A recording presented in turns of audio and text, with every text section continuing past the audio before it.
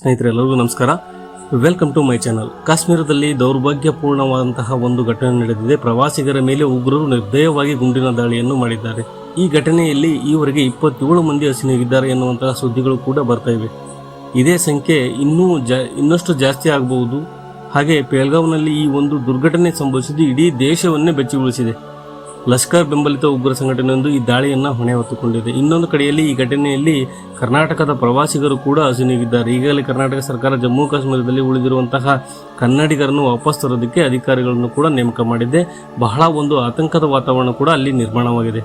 ಪೆಹಲ್ಗಾವ್ನಲ್ಲಿ ಆದಂತಹ ಈ ಘಟನೆಯ ಒಂಚಿಂಚು ಮಾಹಿತಿಯನ್ನು ನಿಮಗೆ ಈ ವಿಡಿಯೋದಲ್ಲಿ ನೀಡುವಂಥ ಪ್ರಯತ್ನ ಮಾಡಿದ್ದೀನಿ. ನೀವು ಈ ವಿಡಿಯೋನ ಕೊನೆವರೆಗೂ ಮಿಸ್ ಮಾಡಿದೆ ನೋಡಿ ಸ್ನೇಹಿತರೆ. ಇತ್ತೀಚಿನ ದಿನಗಳಲ್ಲಿ ನಾವು ಸೋಷಿಯಲ್ ಮೀಡಿಯಾದಲ್ಲಿ ಯಾವುದೇ ರೀಲ್ಸ್ ಅನ್ನು ನೋಡಿದ್ರು ಕೂಡ ಅಲ್ಲಿ ಜಮ್ಮು ಕಾಶ್ಮೀರದ ಟೂರಿಸಂ ಬಗ್ಗೆ ಸಾಕಷ್ಟು ರೀಲ್ಗಳು ಓಡಾಡ್ತಾ ಇವೆ. ಅಲ್ಲಿನ ಟುಲಿಪ್ ಗಾರ್ಡನ್ ಇರ್ಬೋದು, ಅಲ್ಲಿನ ಹಾರ್ಸ್ ರೈಡಿಂಗ್ ಇರ್ಬೋದು, ಎಲ್ಲವೂ ಕೂಡ ಪ್ರವಾಸಿಗರನ್ನ ಕೈಬೀಸಿ ಕರೆಯುತ್ತಾ ಇವೆ.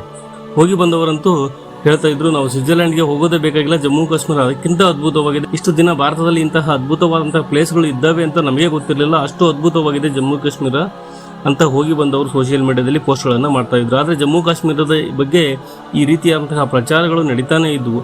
ಇದರ ಹಿನ್ನೆಲೆಯಲ್ಲಿ ಜಮ್ಮು ಕಾಶ್ಮೀರಕ್ಕೆ ಟೂರಿಸಂಗಳು ಬರುವಂತಹ ಸಂಖ್ಯೆ ಕೂಡ ವಿಪರೀತವಾಗಿ ಜಾಸ್ತಿ ಆಗಿತ್ತು. ಆದರೆ ಇದು ಉಗ್ರರ ಕಣ್ಣಿಗೆ ಕೆಂಪಗಾಗಿಸಿತ್ತು.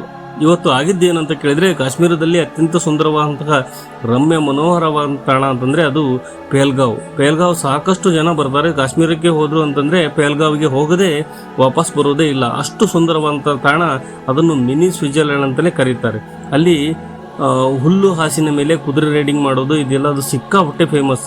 ಪ್ರವಾಸಿಗರು ಕೂಡ ಅದನ್ನ ಬಹಳ ಇಷ್ಟಪಡ್ತಾರೆ. ಈಗ ಸೀಸನ್ ಆಗಿರೋದ್ರಿಂದ ಪೆಹಲ್ಗಾವ್ ಬಹಳ ರಶ್ ಇದೆ. ಒಂದು ಡೇಟಾದ ಪ್ರಕಾರ, ಈಗ ಮಾಧ್ಯಮಗಳ ವರದಿ ಪ್ರಕಾರ, ಕಳೆದ 3-4 ದಿನಗಳಿಂದ ಪೆಹಲ್ಗಾವ್ನಲ್ಲಿ ಒಂದೇ ಒಂದು ರೂಮ್ ಕೂಡ ಖಾಲಿ ಉಳಿದಿಲ್ಲ. ಎಲ್ಲ ಹೋಟೆಲ್ಗಳು ಕೂಡ ಬುಕ್ಕಿಂಗ್ ಆಗಿದ್ದು, ಅಷ್ಟು ಜನ ಪ್ರವಾಸಿಗರು ಈ ಪೆಹಲ್ಗಾವ್ಗೆ ಬಂದಿದ್ರು.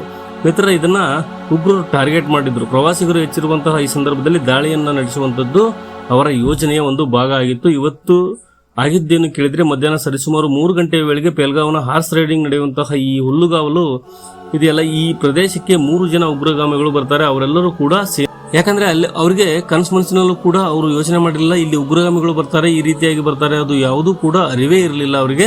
ಬಂದವರು ಎಲ್ಲರೂ ಮಾತಾಡೋದಕ್ಕೆ ಶುರು ಮಾಡ್ತಾರೆ. ಹೆಸರು ಕೇಳ್ತಾರೆ, ID ಕಾರ್ಡ್ ಅನ್ನು ಕೇಳ್ತಾರೆ, ಒಂದಷ್ಟು ಜನರ ಮಾಹಿತಿಯನ್ನು ಕಲೆ ಹಾಕ್ತಾರೆ. ಅದಾದ ಬಳಿಕ ಅಲ್ಲಿರುವಂತವರೆಲ್ಲರೂ ಕೂಡ ಹಿಂದೂಗಳು ಅಂತ ಕನ್ಫರ್ಮ್ ಆಗಿದ್ದೆ. ಹಾಗೆ ಮನಬಂದಂತೆ ಗುಂಡಿನ ದಾಳಿಯನ್ನು ಆರಂಭಿಸ್ತಾರೆ ಹೀಗಂತ ಹೇಳಿರುವಂತದ್ದು. ಆ ದಾಳಿಯಲ್ಲಿ ಬಚಾವಾಗಿ ಬಂದಿರುವ ಓರ್ವ ಮಹಿಳೆ. ಸಾಕಷ್ಟು ವಿಡಿಯೋಗಳು ಕೂಡ ವೈರಲ್ ಆಗ್ತವೆ. ಹೆದರಿಕೊಂಡು ಸೈನಿಕರ ಬಳಿಗೆ ಓಡಿ ಹೋಗಿ ಬಂದಂತಹ ಕೆಲ ಮಹಿಳೆಯರು ಗಾಬರಿಯಿಂದ ಹೇಳ್ತಾ ಇದ್ದಾರೆ, ನನ್ನ ಪಕ್ಕದಲ್ಲಿ ಬಂದು ಹೆಸರು ಕೇಳಿದ್ರು, ಹಿಂದೂ ಹೆಸರು ಹೇಳ್ತಿದ್ದಂತೆ ಮುಲಾಜಿಲ್ಲದೆ ಗುಂಡಿಟ್ಟು ನನ್ನ ಪತಿಯನ್ನ ಕೊಂದು ಹಾಕಿದ್ರು, ಕಾಪಾಡಿ ಅಂತ ಅರ್ಚಾಡ್ತಾ ಇದ್ರೆ ಬಹಳ ಭೀಕರವಾದ ದೃಶ್ಯ ಆ ವಿಡಿಯೋಗಳಲ್ಲಿ ಕಂಡು ಬರ್ತಾ ಇದೆ. ಉಗ್ರಗಾಮಿಯರು ಕೂಡ ಮನಸೋ ಇಚ್ಛೆ ದಾಳಿಯನ್ನು ಮಾಡಿದ್ದರಿಂದಾಗಿ ಬರೋಬ್ಬರಿ 27 ಮಂದಿ ಈವರೆಗೆ, ಅಂದ್ರೆ ನಾನು ಈ ವಿಡಿಯೋ ರೆಕಾರ್ಡ್ ಮಾಡುವ ವೇಳೆಗೆ ಪ್ರಾಣತ್ಯಾಗ ಮಾಡಿದ್ದಾರೆ ಅನ್ನುವಂತಹ ಸುದ್ದಿ ಬರ್ತಾ ಇದೆ. ಸ್ನೇಹಿತರೆ, ಈ ಸಂಖ್ಯೆ ಇನ್ನಷ್ಟು ಜಾಸ್ತಿ ಆಗ್ಬೋದು. ಯಾಕಂದ್ರೆ ಸಾಕಷ್ಟು ಗಾಯಾಳುಗಳನ್ನು ಆಸ್ಪತ್ರೆಗೆ ದಾಖಲಿಸಲಾಗಿದೆ, ಚಿಕಿತ್ಸೆ ಕೊಡಲಾಗ್ತಾ ಇದೆ. ವೈದ್ಯಕೀಯ ಮಾಹಿತಿ ಪ್ರಕಾರ ಕೆಲವರ ಸ್ಥಿತಿ ಚಿಂತಾಜನಕವಾಗಿದೆ, ಗಂಭೀರ ಸ್ವರೂಪದಲ್ಲಿ ಗುಂಡೊತ್ತಾಗಿದೆ. ಇನ್ನು ಪಹಲ್ಗಾಮ್ ಇದೆಯಲ್ಲ, ಅದು ದೊಡ್ಡ ಗುಡ್ಡಗಡ್ಡ ಪ್ರದೇಶ. ಹೀಗಾಗಿ ಮೇಲಿನಿಂದ ಗುಂಡಿನ ಸದ್ದು ಕೇಳುತ್ತಿದ್ದ ಅನೇಕ ಪ್ರಾಣಭಯದಿಂದಾಗಿ ದಿಕ್ಕಾಪಾಲಾಗಿ ಓಡಿದ್ದಾರೆ. ಆ ಸಂದರ್ಭದಲ್ಲಿ ಹಳ್ಳ ಕೊಳ್ಳಗಳಿಗೆ ಬಿದ್ದು ಅನೇಕರು ಗಾಯಗೊಂಡಿದ್ದಾರೆ. ಅವರನ್ನು ಕೂಡ ಆಸ್ಪತ್ರೆಗೆ ದಾಖಲಿಸಲಾಗಿದೆ. ಒಟ್ಟಿನಲ್ಲಿ ಉಗ್ರರ ಪೈಶಾಚಿಕ ಕೃತ್ಯವನ್ನು ಮೆರೆದಿದ್ದಾರೆ.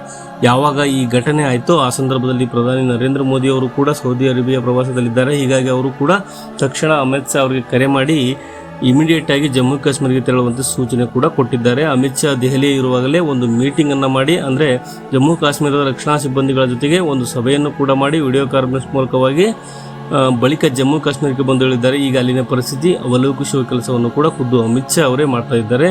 ಇದರ ನಡುವೆ ಜಮ್ಮು ಕಾಶ್ಮೀರದ ಮುಖ್ಯಮಂತ್ರಿ ಒಮರ್ ಅಬ್ದುಲ್ಲಾ ಮತ್ತು ಉಪಮುಖ್ಯಮಂತ್ರಿ ಎಲ್ಲರೂ ಕೂಡ ಈ ಘಟನೆಯನ್ನು ಖಂಡಿಸಿದ್ದಾರೆ.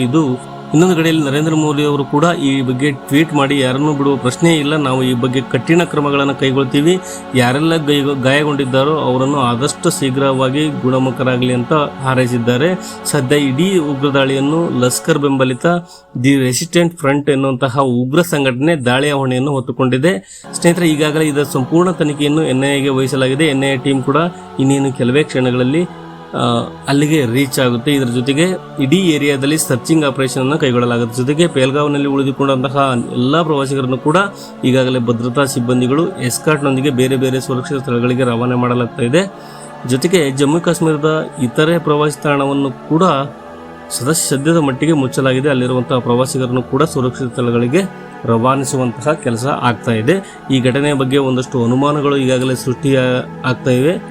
ಸ್ನೇಹಿತರೆ, ಈ ಘಟನೆ ಬಗ್ಗೆ ಸಾಕಷ್ಟು ಡೆವಲಪ್ಮೆಂಟ್ ಕೂಡ ಆಗ್ತಾ ಇದೆ. ಈಗಾಗಲೇ ಅಮಿತ್ ಶಾ ಜಮ್ಮು ಕಾಶ್ಮೀರದಲ್ಲಿ ಬಿಟ್ಟಿದ್ದಾರೆ. ಇನ್ನೇನು ಅಮರನಾಥ್ ಯಾತ್ರೆ ಕೂಡ ಆರಂಭ ಆಗುವ ಸಾಧ್ಯತೆ ಆಗೋದಿತ್ತು. ಅಮಿತ್ ಶಾ ಈ ಹಿಂದೆ ಕೂಡ ಜಮ್ಮು ಕಾಶ್ಮೀರದ ಭದ್ರತಾ ಜೊತೆಗೆ ಮೀಟಿಂಗ್ ಅನ್ನು ಕೂಡ ಮಾಡಿದ್ರು. ಅಮರನಾಥ ಯಾತ್ರೆಯಲ್ಲಿ ಯಾವುದೇ ಅಹಿತಕರ ಘಟನೆ ನಡೆದಂತೆ ಎಚ್ಚರಿಕೆ ವಹಿಸುವಂತೆ ಸೂಚನೆ ಕೂಡ ಕೊಟ್ಟಿದ್ರು. ಈ ಮೀಟಿಂಗ್ನಲ್ಲಿ ಆದಂತಹ 2-3 ದಿನದಲ್ಲೇ ಇಂತಹ ಘಟನೆ ನಡೆದಿದೆ. ಇನ್ನು ಈ ಘಟನೆಯನ್ನು ಕೇಂದ್ರ ಸರ್ಕಾರ ಬಹಳ ಸೀರಿಯಸ್ ಆಗಿ ಪರಿಗಣಿಸಿದೆ. ಹೀಗಾಗಿ ಈ ಬಗ್ಗೆ ಸಾಕಷ್ಟು ಡೆವಲಪ್ಮೆಂಟ್ ಕೂಡ ಆಗ್ತದೆ. ಮುಂದಿನ ವಿಡಿಯೋದಲ್ಲಿ ಈ ಬಗ್ಗೆ ಇನ್ನಷ್ಟು ತಿಳಿಸಿಕೊಡ್ತೀವಿ.